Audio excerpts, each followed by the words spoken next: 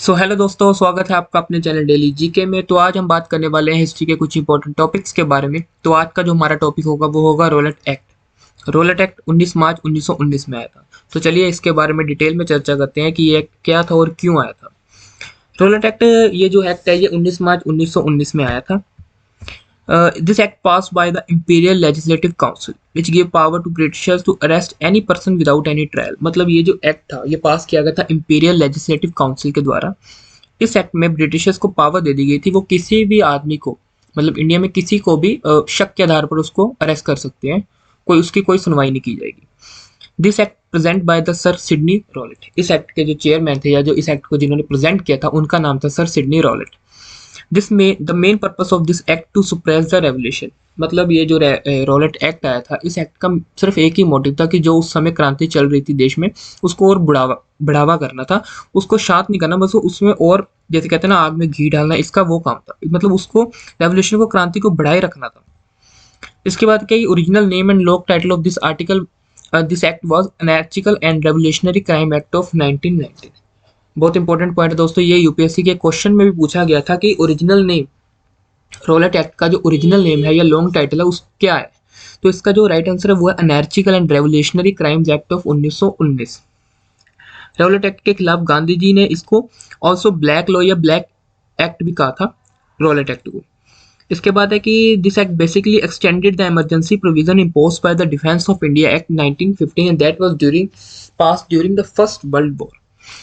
इस एक्ट का बेसिकली जो मोटिव था वही था कि इमरजेंसी प्रोविजन को एक्सटेंड करना, जो हमारे डिफेंस ऑफ इंडिया एक्ट 1915 के दौरान, फर्स्ट वर्ल्ड वॉर के दौरान लगी हुई थी।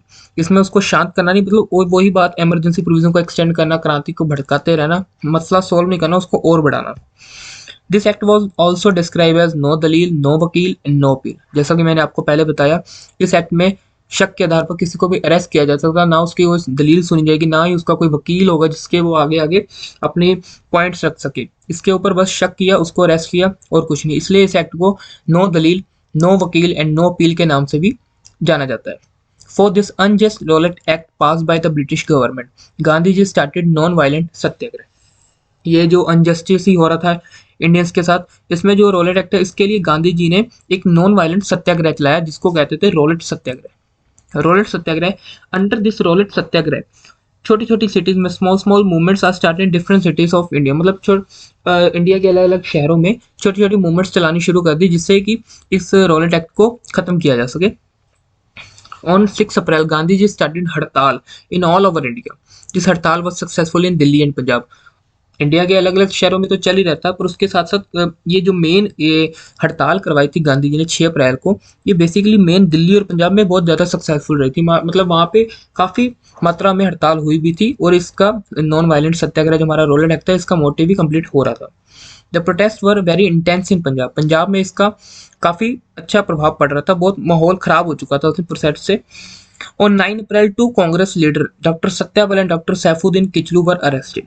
9 अप्रैल को कांग्रेस के 2 leader doctor Satyapal and doctor Saifuddin Kitchlew was arrested. ये 2 हमारे कांग्रेस लीडर थे जो अरेस्ट हो गए थे उस टाइम पे। ये था हमारा रोलेट एक्ट। इसके साथ कुछ इंपॉर्टेंट पॉइंट्स है कि जैसे कर मत दो मूवमेंट थी, अगर आपको क्वेश्चन आता है कि कर मत दो मूवमेंट किसने स्टार्ट की थी, तो इसका आंसर होगा स्वामी श्रद्धानंद ने। अगर आपको आता है कि कर मत दो का नारा किसने दिया था, तब ये कोई आंसर होगा इसका सरदार पटेल जी ने। और जो तीसरा पॉइंट है वो भी सेम है, नो टैक्स विदाउट रिप्रेजेंटेशन। ये जो हमारा नारा है या जो भी ये लाइन है, ये मूवमेंट है, इसको given by American revolution, America की क्रांति के द्वारा यूज करना है। तो ये था दोस्तों हमारा आज का रोलेट एक्ट के बारे में इंफॉर्मेशन।